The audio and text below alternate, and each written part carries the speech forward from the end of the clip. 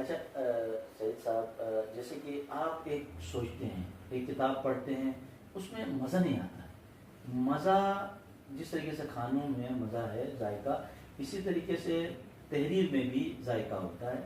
تو آپ کو مزہ نہ آنے کی یعنی جو وجہ آپ کو سمجھ میں آتی، اسی طریقے سے انبیاء ہیں، ائمہ ہیں، انہوں نے جو بات کہی اور اس سے جو ہم نے مطلب نکالی، ٹھیک ہے، اس سطح سے، اتنی نیچی سطح سے ہم نے مطلب نکالی. تو آپ جب ان چیزوں کو دیکھتے ہیں تو وہ جو ائمہ نے کسی چیز کے بارے میں ان کو کس چیز کا یہ تڑپ تھی کہ انسانوں کے بارے میں نبی چاہتا تھا کہ یہ جو میری امت ہے نا، اس چیز کی طرف نہ جائیں، اس چیز کی طرف آئے. اسی طریقے سے امام علی علیہ السلام آپ نے کوٹ کیا، امام جعفر صادق علیہ السلام، ان کی ہم کیا تھی؟ ایک ہوتا ہے نا غم، ایک ہوتا ہے ہم. تو اس حساب سے آپ کیا سمجھتے ہیں؟ مطلب یہ تو کہ مولا علی علیہ السلام پہ ڈاکٹر علی شریف کی کتاب بھی ہے نا، علی اور تنہائی. بالکل. تو یہ علی اور تنہائی ہی نہیں ہے. صحیح. جعفر صادق اور تنہائی، کیا خوب. محمد باقر اور تنہائی، بہت خوب. موسی کاظم اور تنہائی، زبردست. علی رضا اور تنہائی. صحیح. سب تنہا. خود آپ کے جو کچھ کو تو حکمرانوں نے بولنے نہیں دیا کہ مولا علی کہتے تھے مجھ سے پوچھو سلونی سلونی قبل ما تفقدونی. کون کس نے پوچھا؟ کیا پوچھا؟ وہ کہتے ہیں میں آسمان کے راستوں کو زیادہ جانتا ہوں زمین کے مطابق. بھائی کسی نے کیوں نہیں پوچھا طریقہ؟ صحیح. کہ کس طرح آسمان پہ جاتے ہیں، راستے کون سے ہیں؟ صحیح. تاریخ میں کوئی پوچھا کسی نے کہ وہ آسمان کے راستے کیا ہیں؟ آپ نے کہا کہ میں ایک دن مسجد کوفہ میں خطبہ دے رہے تھے آپ، تو بارش برسنے لگی تھی، بادل گرجے. تو مولا علی نے دیکھا ایسے اور کہا کہ میں چاہوں تو اس پانی سے ساری دنیا کو روشن کر. کیا بھائی کوئی پوچھ لیتا نا کہ کس طرح روشن کریں گے. ہائیڈرو الیکٹریسٹی کا تصور تو آپ کے پاس 18ویں صدی میں آیا کہ پانی سے کس طرح بجلی پیدا ہوتی ہے. امام کے اسکول میں کیوں غور کیا آپ ممبروں سے سنتے ہیں اکثر باب فضائل کے اندر کہ مولا علی علیہ السلام نے کہا کہ مجھے اللہ کے رسول نے علم کے 1000 باب تعلیم دیے اور میں نے ہر باب سے 1000 باب کھولے. خوب نعرہ حیدری لگتا ہے، چھتیں اڑنے لگتی ہیں، اور پھر جب وہ طوفان تھمتا ہے واہ کا، تو اس کے بعد عالم جزا کے جو بھی ہے وہ کہتا ہے دیکھیے صاحب، مولا کائنات تو آسمان کے راستوں کے بارے میں بات کر رہے تھے، ایک بدو کھڑا ہوا اور اس نے کہا کہ یہ بتائیے میری داڑھی میں بال کتنے ہیں. تو لوگ ہنستے ہیں، تھوڑا سا اس کا مذاق اڑاتے ہیں، مذاق کرتے ہیں. کیا جہالت کی بات، بھائی وہ مولا تو بتائیں آسمان کے راستے، بہت خوب، تم داڑھی کی بات کر رہے ہو. کیا بات. سب ہنستے ہیں اس کے اوپر. بے شک. میں کہتا ہوں کہ وہ جو ہنس رہے ہیں نا ان کو دہاڑے مار مار کے رونا چاہیے، بہت رونا چاہیے. صحیح. اس لیے کہ تم نے آج تک کیا سوال کیا مولا؟ کیا سوال؟ میری بیٹی کی شادی ہو جائے، مکان اپنا ہو جائے، دشمن ہلاک ہو جائے، یہی ہے نا.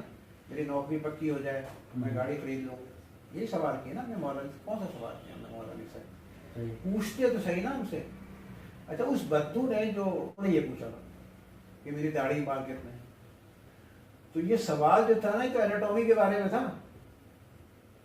سوال کوئی بے وقوفی کا سوال نہیں تھا، ایناٹومی کے بارے میں سوال. مولانا نے جواب بھی دیا کہ کتنے بال ہوتے ہیں، وہ الگ مسئلہ ہے. پھر آپ سنتے ہیں کہ وہ مولا علی جنہوں نے کہا کہ 1000 باب مجھے تعلیم کیے تو جناب میں نے ہر ایک سے 1000 باب کھولے، تو خوب نعرے لگتے ہیں، خوب نعرے لگتے ہیں، درود پڑھا جا رہا ہوتا ہے.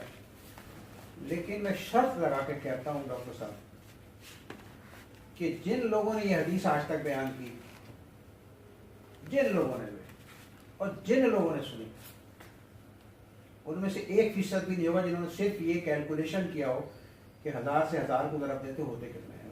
کیا کہیں، شرط لگاتا ہوں. بالکل صحیح کہہ رہے ہیں. یہ 10 لاکھ علوم کیا صرف یہی تھے کہ وضو کا طریقہ کیا ہے، اور قربانی کے جانور کو ذبح کرتے وقت کیا ہے، اور نماز کس طرح سے پڑھیں، اور روزے کی کیا صرف یہی تھے؟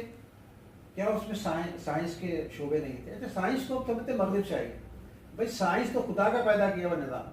بے شک. تو ہم سائنس سے ڈرا کے نا ان کو، بس جو ہم نے آپ کو روبوٹ بنانا ہے، آپ روبوٹ بن جائیں، جو ہم کہیں وہ صحیح ہے. سارا علم یعنی عقل کل آسمان سے ہمارے اوپر اتری ہے، ہمارے علاوہ جتنے سب جاہل ہیں. میں نے ایک صاحب سے کہا، میں نے کہا یہ اگر کسی آدمی نے فزکس میں PhD کیا ہے، پڑھا رہا ہے، تو کیا اسے عالم کہا جائے گا کہ نہیں؟ وہ تو پروفیسر ہے، ڈاکٹر ہے. یعنی عالم کا مطلب کیا صرف وہ لوگ ہیں جو کہ شرعی احکامات سنا رہے ہیں؟ کیا کہیں، بہت اس نے جو زندگی کھپا دی اپنی. اچھا اب میں ایک باتیں بہت ساری ہیں آپ سے کرنے کے لیے، ہم ایک اور موضوع پہ آتے ہیں. یہ جو آپ دیکھتے ہیں نا بڑے بڑے لوگ، بڑے بڑے سائنسدان لا مذہب ہو گئے، انہوں نے خدا کا انکار کر دیا.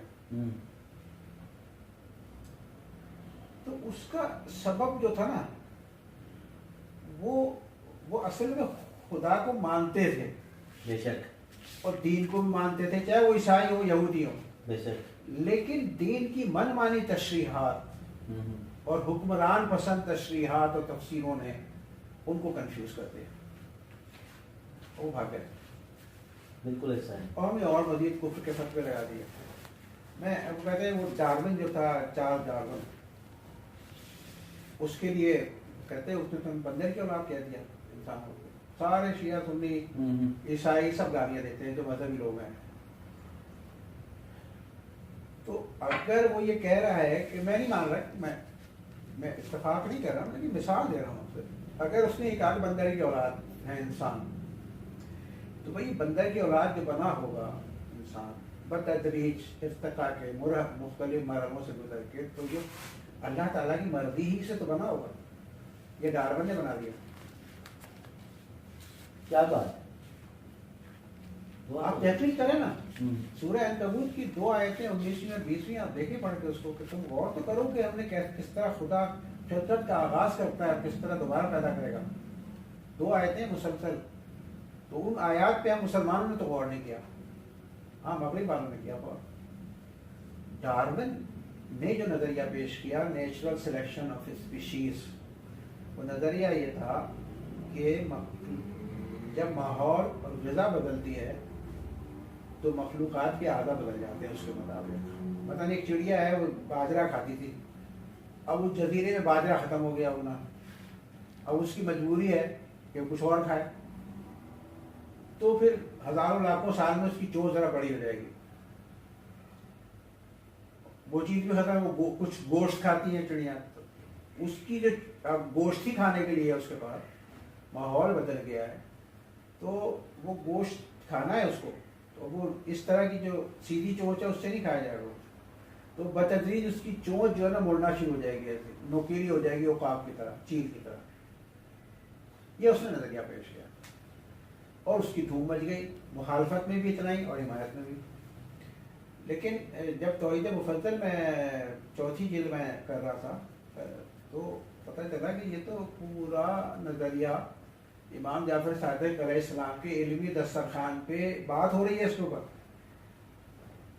یہ ڈارون کا نظریہ نہیں ہے، ہسٹری موجود ہے، توحید مفضل موجود ہے، جا کے دیکھ لیں، عربی میں متن دیکھ لیں اس کا. جب انسان کی بات ہو رہی تو امام آپ کے جو شاگرد تھے مفضل ابن عمر، انہوں نے پوچھا کہ آقا یہ بتائیے کہ کچھ لوگ یہ کہتے ہیں کہ مخلوقات کے اعضاء ویسے بن جاتے ہیں جیسے ان کی ضرورت ہوتی ہے، وہی بات ہو گئی نا, کیا کہنا, بہت خوب, وہی بات ہے نا زبردست. کہ مخلوقات کی کچھ لوگ یہ کہتے ہیں کہ مخلوقات کے اعضاء ویسے بن جاتے ہیں جیسے کہ ان کی ضرورت ہو. انہوں نے مفضل ابن عمر نے یہ کہا کہ آقا کچھ لوگ یہ کہتے ہیں کہ طبیعت, جس کو آج ہم نیچر کہتے ہیں, طبیعت مخلوقات کے اعضاء کو ویسا بنا دیتی ہے جیسی کہ ان کو ضرورت ہوتی ہے, نیچر بنا دیتی ہے. اس زمانے میں طبیعت کہتے تھے فلسفی زبان میں. امام علیہ السلام نے کہا کہ ان لوگوں سے پوچھو کہ کیا وہ جو طبیعت ہے یہ نیچر ہے وہ عقل, ارادہ اور قدرت رکھتی ہے؟ اگر وہ کہتے ہیں کہ رکھتی ہے تو ان سے کہو کہ خدا کو ماننے سے کیا چیز روک رہی ہے. کیا چیز, ہم اسے خدا کہتے ہیں, آپ نیچر کہتے ہیں. اس کو فرق یہ ہے کہ وہ نیچر کہہ رہے ہیں, ہم خدا کہہ رہے ہیں اس کو. تو پھر مفضل ابن عمر نے کہا کہ یہ بتائیے کہ یہ جو کچھ بچے ناقص کیوں پیدا ہو جاتے ہیں, مطلب 6 انگلیاں ہو گئی, 2 سر, جانوروں میں بھی ہوتا ہے, انسانوں میں بھی ہوتا ہے. تو اگر نیچر خدا, ہاں تو اس سے پہلے امام نے یہ کہا کہ نیچر جو ہے نا خدا کا بنایا ہوا ایک نظام ہے. تو مفضل نے کہا کہ اگر وہ خدا کا بنایا ہوا نظام ہے تو پھر یہ بچے ناقص کیوں پیدا ہوتے ہیں؟ بہت خوب. تو آپ نے کہا کہ اس کا جواب تو بہت پہلے ارسطو نے دیا تھا. اس نے کہا تھا کہ خرابی نظام میں نہیں ہوتی, اس میں مداخلت سے پیدا ہوتی ہے یا اس پہ عمل نہ کرنے سے پیدا ہوتی ہے. تو میں نے اس کو ایک مثال دی اپنے طور پہ تشریح کے اندر. میں نے مثال دی کہ آپ آم کی گٹھلی کو سمندر کے کنارے لے جا کے دبا دیں, کبھی بھی نہیں نکلے گی, کیونکہ اس کے لیے نیچر کی شرائط یہ ہے کہ میدانی علاقے میں لگایا جائے. صحیح. وہ جڑی بوٹیاں جو بلتستان میں اگ رہی ہیں ان کو آپ کراچی میں نہیں کاشت کر سکتے, کیونکہ ان کی نیچر الگ ہے. یہاں کی الگ زمین ہے, وہاں کی الگ زمین ہے.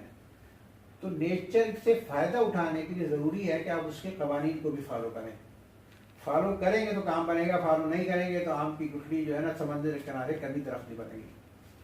یہ امام جعفر صادق علیہ السلام نے باتیں کی. کیا بات. اچھا یہ پھر امام ابھی تو چارلس ڈارون کے پیدا ہونے میں 1100 سال تھے, تو ہم نے کیوں نہیں پڑھی یہ باتیں ساری؟ ہم سے مراد عام لوگ, یہ جو علمی ذخیرے ہیں, یہ توحید مفضل تو ایک ہیرا ہے نا.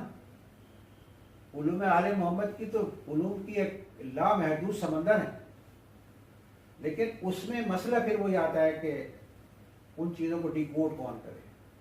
ہم نے ایک مولانا عربی دان تھے, ان سے میں نے بہار الانوار کی, آپ کو پتہ نہیں علم میں ہے ہوگا کہ بہار الانوار کی 110 جلدیں سب جانتے ہیں, اور سب یہ جانتے ہیں کہ اس میں کمزور احادیث ہیں. ہم تو بچپن سے سنتے آئے کہ مستند بھی ہیں اور کمزور بھی ہیں. جب ہمیں شعور آیا تو پتہ چلا کہ 110 جلدوں میں سے 6 جلدیں جو ہیں 54 سے 60 تک, ان کا نام ہے کتاب السما والعالم, یعنی ساری فزکس کے موضوع پر کیا آئمہ کے حدیث ہیں. تو میں نے بہت کسی طرح ہاتھ پیر جوڑ کے ایک عربی داں کو میں نے کہا کہ آپ یہ میری ہیلپ کریں, اس کو ترجمہ کرنا شروع کرتے ہیں. تو وہ بڑے بادر ناخواستہ بیٹھ بھی گئے میرے ساتھ, اپنے 58ویں جلد سے پڑھنا شروع کیا. میں نے کہا آپ پڑھ کے سنائیں مجھے, میں اگر کہوں گا کہ اس کو میں لکھنا ہوں تو پھر آپ خیر میں ترجمہ لکھوا دیں. تو اس میں وہ مستقل ویدر کہنے لگا, اگر صاحب یہ تو سید صاحب یہ تو سب کمزور احادیث ہیں. میں نے کہا کہ دیکھیے بات یہ ہے کہ جو شرعی احکامات کے متعلق احادیث ہیں ان میں نہیں کہہ سکتا کہ یہ کمزور ہیں یا مضبوط ہیں, وہ شبہ آپ کا ہے. صحیح, ٹھیک ہے نا. بے شک. لیکن جو سائنس سے متعلق باتیں ان پہ آپ کوئی رائے نہیں دے سکتے, کیونکہ آپ نے سائنس پڑھی نہیں ہے. آپ کیسے فیصلہ کر سکتے ہیں کمزور ہے؟ اگر سمجھ میں نہیں آ رہی تو وہ ممکن ہے سائنسدان کی سمجھ میں آ جائے. پھر انہوں نے کرنا شروع کیا تو اس میں ایک جگہ آیا, امیر المومنین علیہ السلام نے کہا کہ پانی ہر وقت تمہارے سروں پر سے گزرتا رہتا ہے. تو میں نے کہا میں لکھتا ہوں, میں لکھنا شروع کیا. میں لکھ لیا وہ جملہ, اس کی صنعت صفحہ لکھ لیا تو وہ مجھ سے کہنے لگے اس میں کیا ہے، پانی تو ہر وقت گزرتا رہتا ہے۔ صحیح۔ میں کہاں گزرتا رہتا ہے، کہنے بادل گزرتے رہتے ہیں۔ ہوں۔ میں نے کبھی سال بھر بادل نہیں گزرتے آسمان سے، لیکن اس میں تو امام نے کہا گزرتا رہتا ہے، کہنے لگے پھر یہ کیا مطلب ہے اس کا؟ ان کا مطلب ہی، میں کہ اس کا مطلب یہ ہے، یہ وہ سائنسی انکشاف ہے جو 18ویں صدی کے آخر میں سائنسدانوں کو پتہ چلا کہ سمندر گرم ہوتا ہے دھوپ سے، دھوپ کی گرمی سے، اس سے بخارات اٹھتے ہیں اور پوری دنیا میں سفر کرتے ہیں۔ جس کمرے میں میں اور آپ بیٹھے ہیں، یہ اس کے اندر آبی بخارات موجود ہیں، اگر وہ آبی بخارات نہیں ہوں گے تو ہم بات کرنا مشکل ہو جائے گا، نہیں کر سکتے بات، جلد پھٹ جائے گی ہماری۔ تو یہ اس پانی کی طرف اشارہ ہے جو ہر وقت گزر رہا ہے۔ زبردست۔ تو میں نے کہا امام نے اس وقت کے ذہنی سطح کو لوگوں کی ملحوظ خاطر رکھ کے کہا ہے یہ، لیکن حقیقت یہ کہ پانی سر سے ہی نہیں گزر رہا ہوتا، سر کے اوپر سے ہم میں سے بھی گزرتا رہتا ہے۔ اور یہ بھی حیران کن بات ہے کہ آغاز جب ہوا تھا، زمین بنی تھی اور جو پانی بنایا تھا اللہ نے یہاں کے لیے، اس پانی میں آج تک ایک ذرے کا نہ اضافہ ہوا ہے نہ کمی ہوئی ہے، وہی پانی چل رہا ہے، ریسائکل ہو رہا ہے۔ میں کھا رہا ہوں، پی رہا ہوں، نہا رہا ہوں، پانی جا نہیں رہا ہے، اسی قرۂ ہوائی میں رہے گا۔ یہ اس کی طرف اشارہ ہے، کہنے اچھا اچھا۔ پھر وہ بے دل ہو کر نہ چھوڑ دیا۔ ہمیں کیے تقریباً 16-17 صفحے قواعد بحر الانوار سے کیے، لیکن میں چاہتا ہوں کہ اس کے لیے تو یہ کام جو ہے نا کسی مطلب نہ مولوی کا ہے نہ کسی سائنسدان کا ہے، ٹھیک ہے نا۔ اس کے لیے ضروری ہے کہ ایک ٹیم بنے جو اس کی پھر غور و خوض بھی کرے ترجمے کے اوپر۔ صحیح۔ ترجمے کے اندر ایک لفظ کے 20 معنی ہے، تو اب کس کو اختیار کریں گے؟ تو وہ پھر وہی آدمی سمجھ سکتا ہے جو قدیم گرامر اور جدید سائنس سے اس کا تعلق ہو۔